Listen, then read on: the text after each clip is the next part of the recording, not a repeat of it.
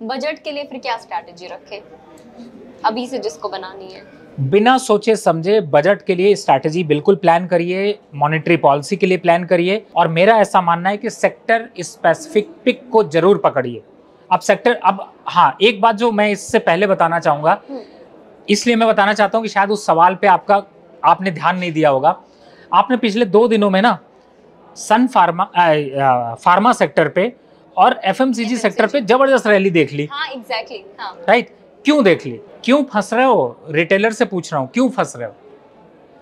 एक तरफ जाओगे सर, फंसना था तो 2 दिन पहले फंसना था। देखिए मैं बताता हूं स्टैटिस्टिकली, निफ्टी के साथ एफएमसीजी और फार्मा सेक्टर का जो कोरिलेशन है वो लगभग निगेटिव के बराबर या 0 के बराबर होता है। अब इसका क्या मतलब है? इसका मतलब ये है कि निफ्टी बढ़ेगी तो एफएमसीजी और फार्मा सेक्टर बढ़ेंगे नहीं, उल्टा खड़े रहेंगे या फिर थोड़ा बहुत बढ़ सकते हैं।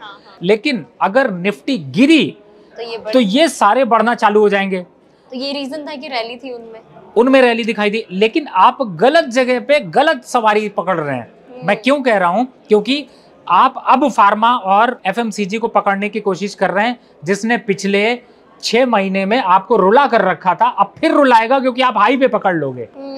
तो बेटर है कि उनसे दूरी बनाए, मत खरीदिए। अब ये लेवल खरीदने के नहीं है। दूसरी तरफ पीएसयूज में करेक्शन हो चुका, 20% का करेक्शन सब में देख लिया है।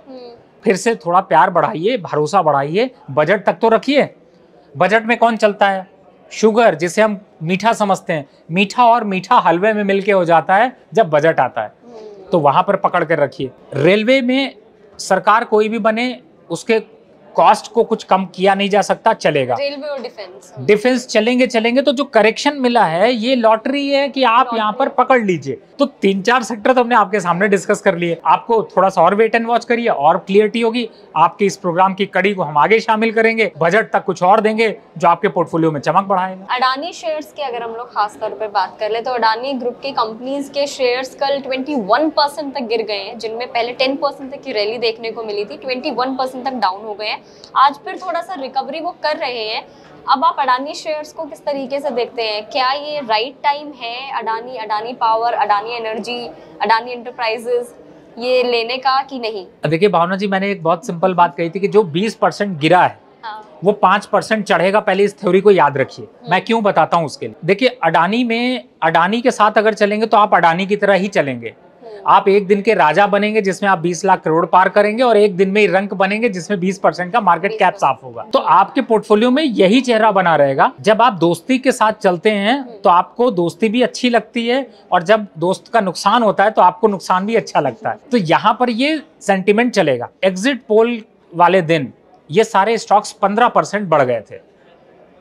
अब 15% बढ़ने के बाद हमारे जो ये इन्वेस्टर लोग हैं, जो लोग इन्वेस्ट करते हैं, आपको मेरी बात थोड़ी कड़वी लग सकती है, मैं आपके मुंह पे बोल रहा हूं, उन्होंने सोचा, अब उनको ये लॉजिक समझ में नहीं, किसी ने नहीं बताया कि जब 7% का इंटरेस्ट आपको बैंक की एफडी पे मिलता है, वो भी 1 साल रखने के बाद, और एक दिन में 15% आ रहा हो, कितना लालच करोगे? लालच का फल जो आपने हमेशा और हमने बचपन से सुना है, आपने भी अपने बचपन में सुना होगा कि लालच का फल मीठा नहीं हो सकता।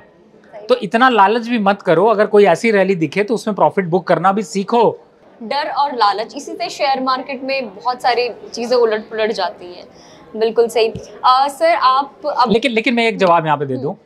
आप Adani Power, Adani Enterprises, Adani Port, इन पे नजर बनाकर रखो।